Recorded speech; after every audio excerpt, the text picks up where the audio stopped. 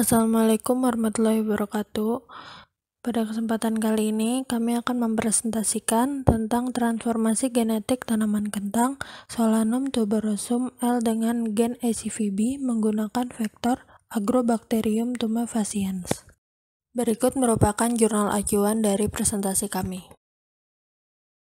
Anggota kelompok kami terdiri dari Inesa Putri dengan NIM K1A020043, Hanifah dengan NIM 47, Nisha Zalfa Ernita dengan NIM 45, Yaren Mekahdina NIM 49, dan Khairunisa Natania NIM 51.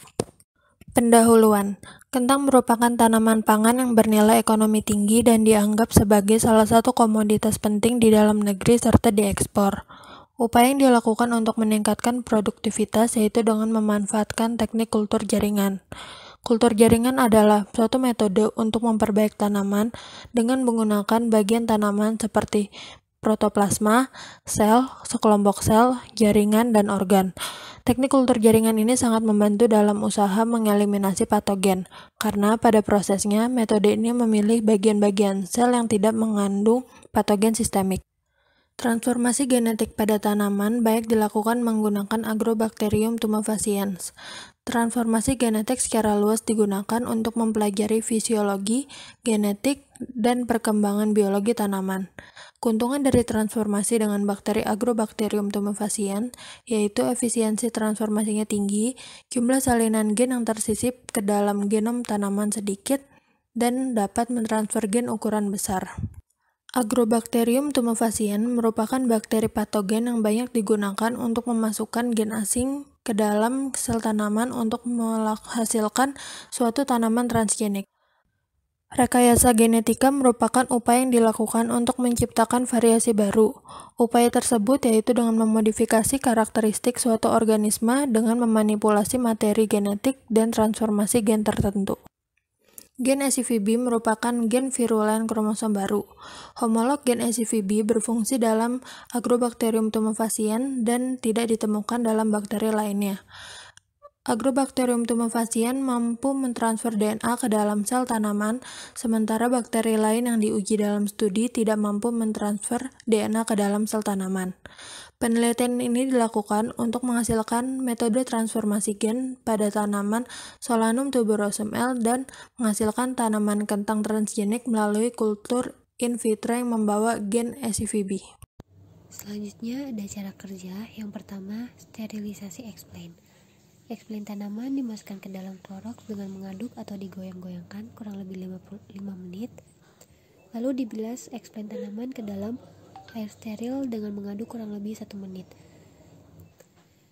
Dipindahkan explain tanaman ke dalam alkohol dengan mencelupkan explain selama 3 detik, lalu disterilkan kembali ke dalam air steril. Explain yang sudah steril kemudian direndam dalam larutan betadin yang berisi 5 ml aquades plus 1 tetes betadin dan digoyang-goyangkan. Explain tanaman steril. Selanjutnya ada cara kerja. Yang pertama, sterilisasi explain. Explain tanaman dimasukkan ke dalam klorox dengan mengaduk atau digoyang-goyangkan kurang lebih 55 menit. Lalu dibilas explain tanaman ke dalam air steril dengan mengaduk kurang lebih 1 menit.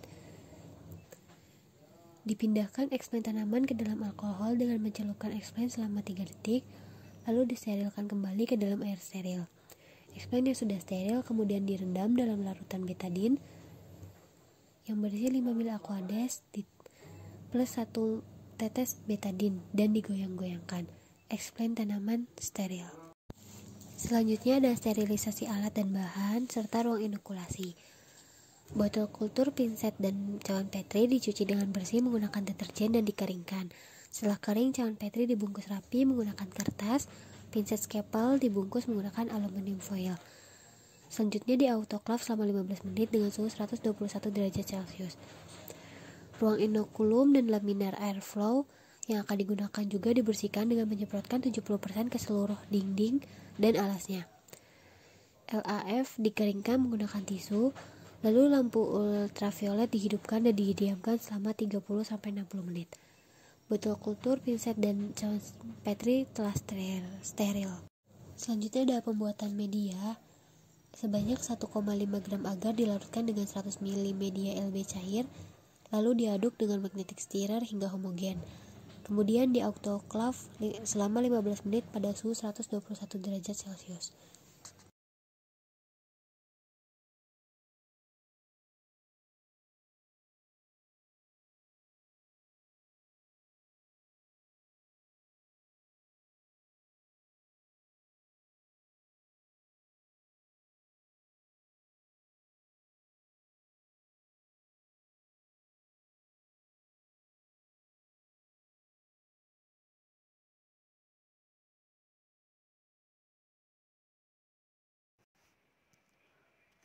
Selanjutnya ada hasil dan pembahasan. Yang pertama yaitu pertumbuhan bakteri Agrobacterium tumefaciens pada media lactose broth. Pada pengamatan selama 48 jam ditemukan pertumbuhan koloni bakteri secara berkelompok dan koloni bakteri tunggal didapat pada alur goresan. Koloni bakteri tunggal yang tumbuh kemudian dipindahkan ke dalam media lactose broth yang baru untuk diperbanyak. Selanjutnya, bakteri akan diinkubasi pada suhu 28 derajat Celcius sampai 36 derajat Celcius selama 2-3 hari. Pertumbuhan Agrobacterium tumefaciens pada media lactose broth terdapat 9 koloni yang telah disubkultur menggunakan metode tusuk dan berbentuk koloni tunggal yang tumbuh baik pada media lactose broth padat.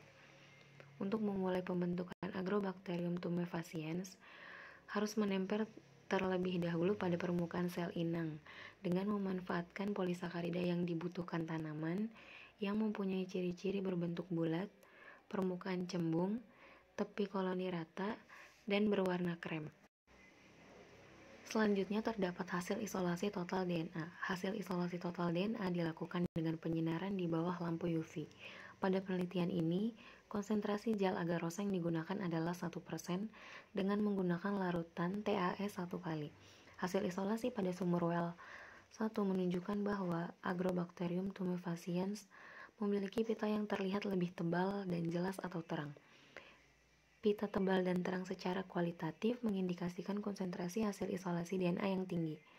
Hal ini membuktikan bahwa saat isolasi DNA kromosom tidak terikat pada buffer. Sedangkan pada sumber kedua dan ketiga, Agrobacterium tumefaciens mempunyai ketebalan yang kurang pekat, sehingga DNA terlihat blur atau kabur. Pita yang terlihat buram mengindikasikan konsentrasi DNA yang dihasilkan kecil. Dan pada sumur keempat, yaitu Agrobacterium tumefaciens, tidak terlihat saat dielektroforesis. Hal ini mengindikasikan bahwa kegagalan tersebut disebabkan karena stok bakteri yang tidak viable lagi. Selanjutnya yaitu kultur tanaman kentang hasil transformasi menggunakan metode kultur tunas. Gambar tersebut merupakan perkembangan eksplan tanaman kentang yang tidak diinokulasikan dan diinokulasikan dengan Agrobacterium tumefaciens yang mengandung SCVB di media seleksi, yaitu media MS selama 9 hari setelah tanam. Gambar A dan B merupakan eksplan yang tidak diinokulasikan dengan Agrobacterium pada media seleksi. Sedangkan gambar C dan D merupakan eksplan yang diinokulasikan dengan Agrobacterium dengan media seleksi. Berdasarkan gambar tersebut, terlihat bahwa pertumbuhan tunas eksplan A tidak memunculkan tunas dengan baik pada 9 hari setelah tanam. Pada eksplan B sudah memunculkan tunas pada eksplan. Pertumbuhan eksplan C terlihat pertumbuhan yang baik karena sudah memunculkan 3 tunas baru. Sedangkan eksplan D terlihat bahwa 4 tunas sudah tumbuh dengan baik.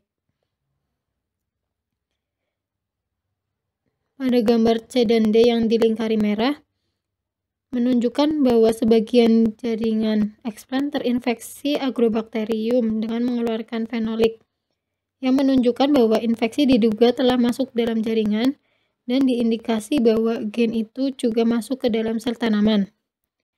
Agrobacterium tumefaciens menempel pada eksplan kentang yang terluka karena tanaman tersebut mengeluarkan molekul sinyal berupa senyawa-senyawa fenolik.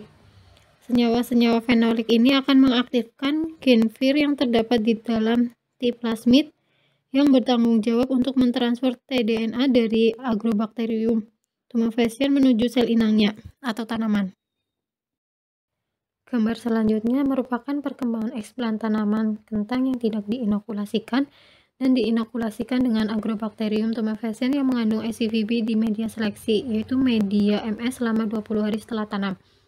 Gambar A merupakan eksplan yang mengalami kontaminan, gambar B merupakan eksplan tumbuh dan mengalami kontaminan, gambar C merupakan eksplan tumbuh dan mengalami browning, dan gambar D merupakan eksplan tumbuh dengan baik. Berdasarkan gambar tersebut, eksplan tanaman kentang menghasilkan keberhasilan pertumbuhan yang berbeda-beda. Pengamatan selama 20 hari setelah tanam, terdapat kontaminan pada sumber eksplan kentang A yang disebabkan oleh bakteri. Sumber kontaminan yang disebabkan oleh bakteri menunjukkan ciri-ciri terbentuknya lapisan lendir berwarna putih dan lendir berwarna putih kecoklatan di bagian permukaan media yang terkontaminasi. Eksplan B mengalami pertumbuhan tunas serta mengalami kontaminan pada media, sedangkan pada eksplan C menunjukkan pertumbuhan tanaman dengan baik dan memperbanyak tunas yang baru. Pada beberapa tunas tersebut mengalami perubahan warna pada ujung tunas menjadi kecoklatan atau disebut dengan browning, yang kemungkinan terjadi karena faktor cahaya. Pencoklatan dapat berkurang dan dapat dihindari dengan perlakuan ruang gelap. Eksplan D menunjukkan fisiologi tanaman tumbuh dan berkembang dengan sangat bagus. Kesimpulan dari penelitian ini, kultur in vitro tanaman kentang dapat tumbuh dengan baik.